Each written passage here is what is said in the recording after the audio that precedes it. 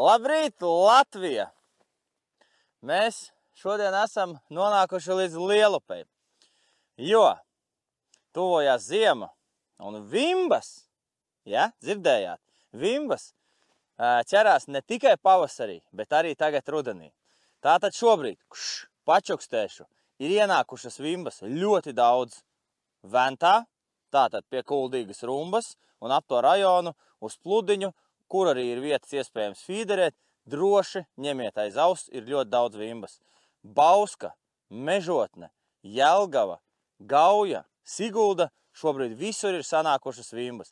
Tiem, kam patīk viņas ķert, kam patīk viņas ēst, kam garšo, kurš vēlās izbaudīt, pasieties, kāda skaista rudens diena. Droši visi uz upi prom. Arī mēs, kā jau jūs zināt, zivi var noķert tikai tad, kad māneklis ir ūdenī un ja brauc copēt vienmēr un visur. Tāpēc mēs esam šeit, aiz muguras man ir Lielupe un mēģināsim noķert viltīgo, kūtro rudens vimbu. Gan jau, ka mums tas izdosies. Vienu normu vai vairāk, to jūs redzēsiet raidījuma gaitā, tāpēc aiziet, maucam 14. novembra vimbu copi. Ejam! Tātad barība. Tas ir ļoti svarīgs moments šobrīd rudenī, jo nav tai vimbai vēlēšanās rīt. Viņa šobrīd nāk tikai upē un lēnām jau sāk apskatīt savas nārsta vietas. Ja? Un vienkārši nākt, kaut kur apstājās, paiet, kaut kur apstājās un lēnām virzās uz augšu. Esam bišķiņi virs Jelgavas un atgriežoties pie barības, tātad viņu nevajadzētu taisīt ļoti treknu, ļoti tādu barojošu, viņu vajadzētu taisīt vidēju, tā lai viņi tikai piesaista zivi un ņem jūsu āķīti un to, kas ir uzāķēts uz āķa. Tātad, ko mēs jauksim? Protams, ka manu vimbiņu, garnelīti, sarkano. Es viņu jaukšu 1,5 kilogramu uz 2 kilogrami melnzemes. Re, kur melnzeme ir. Tālāk, lai vēl pastiprinātu garneļu smaržu, garšu un aromātu, un mēs tā kā pievilinātu viņu uz to smaržu, nedaudz piebēršu šādu garneļu pulverīti klāt. Pavisam nedaudz, jo mana barība tā jau ir ļoti tāda intensīva ar garneļas smaržu piesātināta, ja? Bet lai vēl tā kā pa straumīti ietu tāda notiņa un zivs zinātu precīzi, kur mēs esam, jo tur arī makšķernieki ir uz leju pa straumi. Tā kā mums ir tā kā jābūt labākiem, ja? Nu lūk, kā jau jūs zinat, vimbiņai krāsainie čipši, raķeti, tas ir, bez viņiem, teiksim tā, uz vimbām ieteiktu gandrīz vai nebraukt. Viņi ļoti piesaista to zivi, ja vimbi bieži vien iet pusūdenī, ja ir 6 metri dziļums, viņi iet 2-3 metros, un šie čipši, redzat, cik viņi spilgti, saulīte atstaro UV starus, un viņi viņus uzņem, atstaro, un zivs runā, ka UV starus redz. Tāpēc arī tās visas mormiškas strādā, kuras starp citu mums arī ir līdzi. Jo mēs darīsim viltīgi. Mums būs 2 makšķeris, 2 punkti un 2 dažādas taktikas. Un pēdējais ingredients – maltie mušu kāpuri. To visu mēs, protams, ka jauksim nevis ar rokām. Ārā ūdens ir 5, 6, 4 varbūt grādi. Šobrīd no rīta bija 4 grādi gaisa temperatūra un ūdens tā diezgan dziesti, ja tūlīt 0 vai -2 sola. Ar rokām 1,5 kilogramu barības plus 2 kilo zemes būs sajaukt diezgan švaki. Tāpēc mums ir uzticamais draugs Rembo un mūsu mikserīts.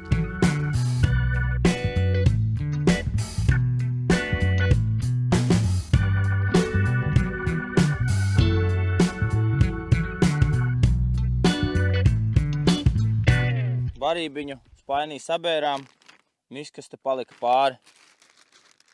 Ir uzražoti maisiņi gan miskastei, gan zivīm, gan visam pārējiem.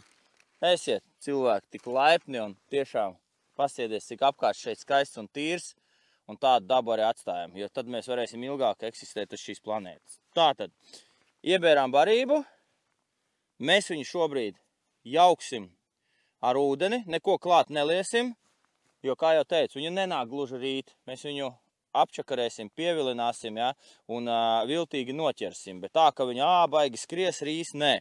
Tā tad jāuzjauc ir barība, piebērām klāt mēs visus ingredientus, ko jūs redzējāt, gan tos mušu kāpuriņus, gan piedeviņu, mūsu barībiņu, un palika mums vēl zeme. Un arī čipši. Tos klāt uzreiz neberam. Tātad mēs uzjauksim barību ar ūdeni vienkārši, kādas 2-3 reizes pievienosim to ūdeni, vairāk, mazāk un mazāk. Tad mēs piebērsim klāt zemi. Zeme nedaudz paņems ūdeni un barība būs tāda puslipīga. Tad pavisam drusciņi vajag pievienot vēl ūdeni, lai viss sāktu atkal lipt. Un tikai pašā pēdējā stadijā mēs liksim klāt krāsainos čipšus. Kāpēc? Tāpēc, ka zeme ir melna. Un ja mēs visu sametīsim tagad iekšā, zeme vispār visu sačakarēs, un visi čipši paliks melni, tumši un netiks spīdīgi. Tā kā tāds ir barības jaukšanas process, ja pievienojat zemi. Un čipšus arī vajag pievienot pašās beigās, arī gatavai barībai, nevis tad, kad viņi ir sausa. Tātad esam nonākuši līdz grunts vai makšķerēšanas punktu atrašanas procesam. Galvenie punkti. Vienkārši man uzdod ļoti daudz cilvēku šo jautājumu katru reizi. Atrodam tajā krastā orientieri, elementāri un vienkārši, vai ne? Parasti es cenšos marķēties ar tādām skanīgām, stingrām, cietām makšķerēm. Ja? Tas nozīmē, ka viņas ir taisīts no augsta moduļa karbona un ļoti labi caur pīto auku atdod to, kas notiek uz grunts. Lai to visu varētu izdarīt, ir nepieciešams šāds marķieru sviniņš, kuru mēs uzkarinām uz mūsu montāžas barotavas vietā. Iemetam apmēram to komforta attālumu, kādā jūs gribētu makšķerēt, tas ir viens. Otrakārt, no sākuma apsēžamies un paskatāmies, kas te tai upē darās. Mums priekšā nemazām tā upe nav tik plata, tur ir nedaudz platāka, Tā mēs saprotam, ka straume nāk tā kā šeit iekšā, drīzāk pa šo krastu. Vimba ir upes zivs, vai ne? Vai ne? Arī pa jūru viņa iet pa straumi. Tātad arī šeit viennozīmīgi viņa varētu turēties uz tās straumes robežas. Noteikti, ka visdrīzāk nelielajā straumē, priekš kā viņai tērēt dārgo enerģiju. Tātad tas nozīmē, ka mēs metīsim uz straumītes maiņas robežas, ko mēs redzam ar acīm jau lēnām. Ja? Tas ir apmēram ap 30 metri. Metam, ieklipsējam un skatāmies, kas tur darās uz tās grunts. Tātad mums būs divas makšķeres, mums jau vajag paņemt divus orientierus. Vienu paņemsim šeit, otru paņemsim tur. Un velkam pa grunti to sviniņu. Zivis lēkā, bet tās kaut kādas raudas varētu būt. Aha, mīksta. Mīksta grunts, kas mainās uz cietu. Bet baigā dribļa nav. Lūk, ir mīksts. Mīksts, re, ka kaut kas ieķerās, tātad, aha, un redzat, sāk tirināties. Tātad notika grunts izmaiņas. Un šeit es pilnīgi dzirdu, kā viņš pa pilnīgi akmeņā, redzēsiet, redzat, ķerās iekšā. Tas ir tādi rupjāki akmentiņi. Un riktīgi kratās. Nu, lūk, samainījās grunts. Pilnīgi, es dzirdu, kā tur daudzās. Un šobrīd mums būs jāizlemj, kur mums palikt. Bet kā redzējāt, tur, kur tie akmentiņi sākās, nevis akmentiņi, bet diezgan tādi akmeņaina grunts, tur mēs viņu pat nevarējām normāli pavilkt. Tas nozīmē, ja mēs paliksim tur, visdrīzāk mēs norausim pēc brīža gan sistēmu, gan āķi mums rausies nost, gan āķi paliks neasi, jo viņi nogrims uz grunts un noteikti velkot ārā trāpīs pa akmeni un tam līdzīgi. Tāpēc šobrīd vienu makšķeri šo viennozīmīgi es atstāšu, kur redzējāt, bija tāds tā kā mīkstens un sāka nedaudz tirināt, tā kā sāka ciets palikt, ja, un tā spicīte sāka nedaudz spēlēt, un pēc tam aizgāja tāda tā cietā, rupjā akmeņainā grunts. Paliksim visdrīzāk pirms tiem trakajiem akmeņiem uz tā vieglām smiltiņām ar tādu vieglu akmentiņu ar gliemezīti. Visdrīzāk tas ir tas. Skaisti ārā šobrīd. Tas nekas kā rudens. Ja ir apģērbs, lieliski var makšķerēt arī rudenī. Tātad nomainījām marķieru svinu pret šādām barotavām. Arī ražojam paši mēs, mūsu kompānija. Šādas te ar grunts zacepiņiem, nosauksim viņus tā. Un redzat, nav briesmīgi lielas. Ja vasarā es baroju ar lieliem tiem spaiņiem, nosauksim viņus par spainīšiem, desiņām, kā es jums saku, tad šobrīd arī uzbarosimies ar šādu barotavu un arī ar viņu makšķerēsim. Uzliku marķiersinu vietā šo barotavu 80 grami, lai pārbaudītu, kāda gramāža mums šodien turēsies uz vietas šajā straumē. Jo straume ir vidēji stipra. Pilnīgi zivis lēkā pa visu upi, šajā krastā, tajā krastā. Diezgan daudz zivis pa ūdens virs staigā, bet tās nav vimbas. Tātad iemetām 80 gramus tukšu barotavu, noliekam makšķeri makšķerēšanas pozīcijā un minūti pabaudam šo burvīgo rītu un paskatāmies, kas notiks ar mūsu makšķeri. Vispār ne grama nenes, lieliski. Uz vienas būs 80 grami, uz otras pat uzliksim 70 grami, jo mēs viņu mēģināsim tā kā tiem akmeņiem iziet cauri un tojā kantī pamakšķerēt, kur viņi tā kā varbūt nāk lēnām uz augšu vai pašā dziļumiņā. Mēģināsim atrast starp tiem akmeņiem tādu vislabāko vietu, kur mums negriezīs pītu auklu. Jā, ideāli. Tātad, kā mēs darīsim? Šī makšķere jau savu punktu ir atradusi, tūlītās pabeigsim barību un ar vienu makšķeri jau sāksim makšķerēt.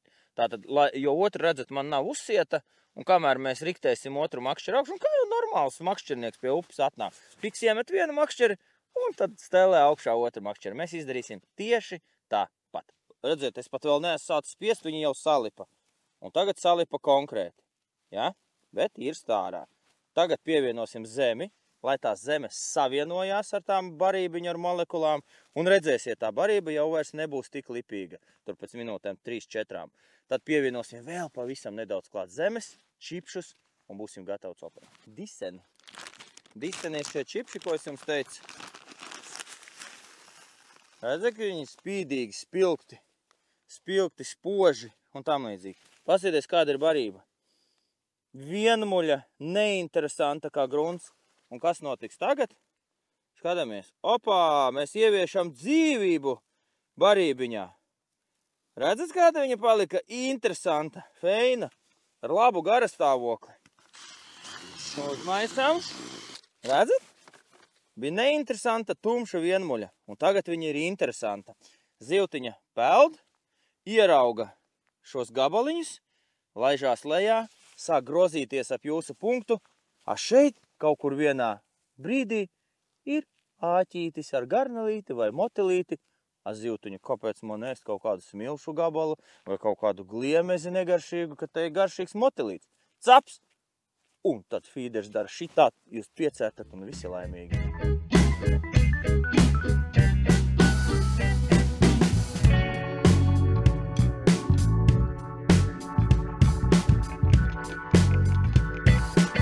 Tātad ņemam barotavu, arī, lai cik priekš manis jocīgi nebūtu, bet diezgan cilvēku uzdod, kā pareizi uzlādēt to barotavu. Uzlādēt viņu pareizi ir šādi. Nostiepjam auklu ar labo roku, ar kreiso ņemam barotavu, šādi iesmeļam un ar īkšķīti iebakstam iekšā. Redzat? Būrītī visa tā mūsu kotletīte ar fukucīti. Šeit iekasam, tātad strādā fukucīts un īkšķis. Op, un bišķiņi iespiežam. Un re, kur viss mums skaisti ir, straumē es vēl to zaptīti tā kā notīru, lai te ir kaut kādi pie 5 metri dziļums, pie 5. Lai grimstot, pēc iespējas mazāk daļiņas aizlido pa straumu.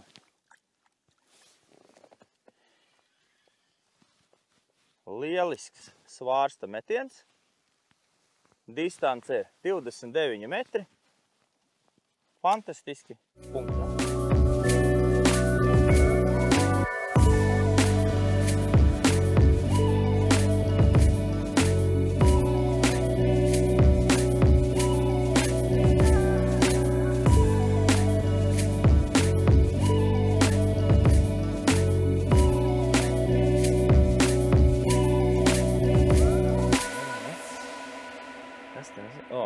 augam. Opā! Redzat, pavadiņa tur viss vienkārši. Skaista. Plaukstiniece. Butēm būs gardi. Nu, redz, vimbu nav, bet šī copa jau bija tāda forša jau. Tā kā varēja redzēt, kad apzinātāka lielākas zivs ir. Nu, lēnām sāk vilkties. Pazīties kādas skaistas raudus. Arī patīk vimbu varība viņām. Uz raudām mēs augam. Tur, kur gaļiņa punktā un motilīca pinkām uz āķa, ķerās šādas te butenieces.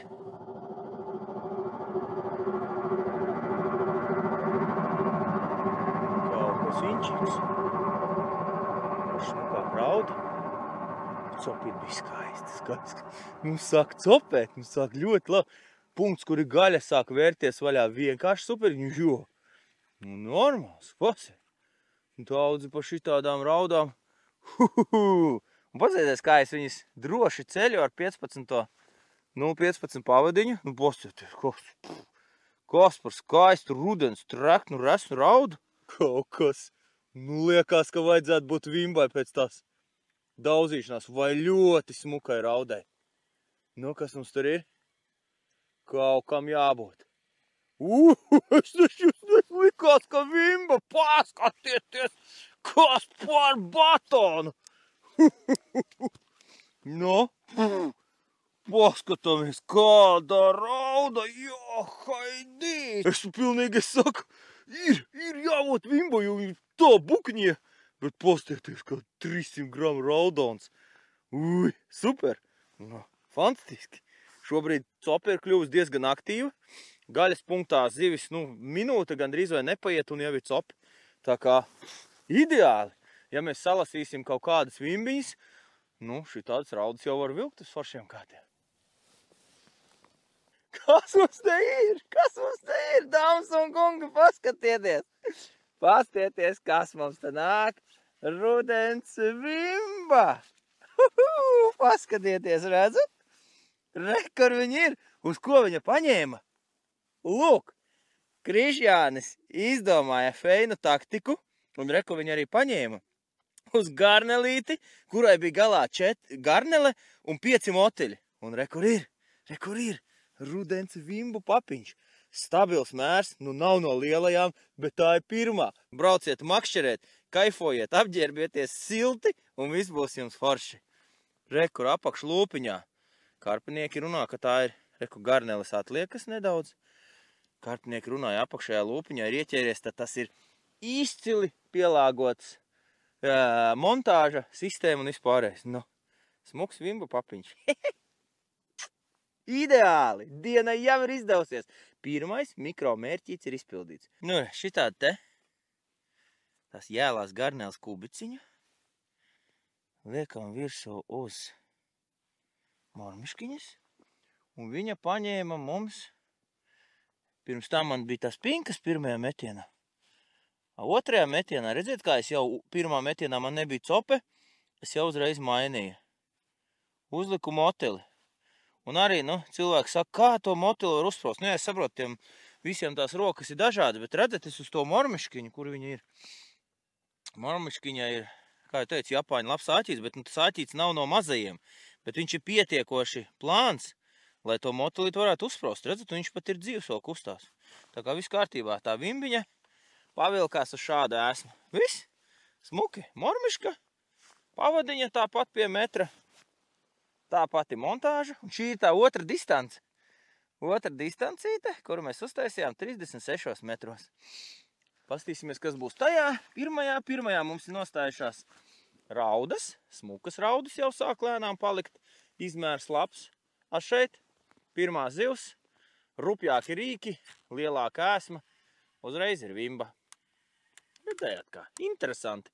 Liekas rūdens, visam jābūt super smalki un tā tālāk. Tāpēc es jums teicu, lai nevajag sākt gluži ar tiem super smalkiem rīkiem uzreiz. Un vajag izmantot dažādas taktikas. Super!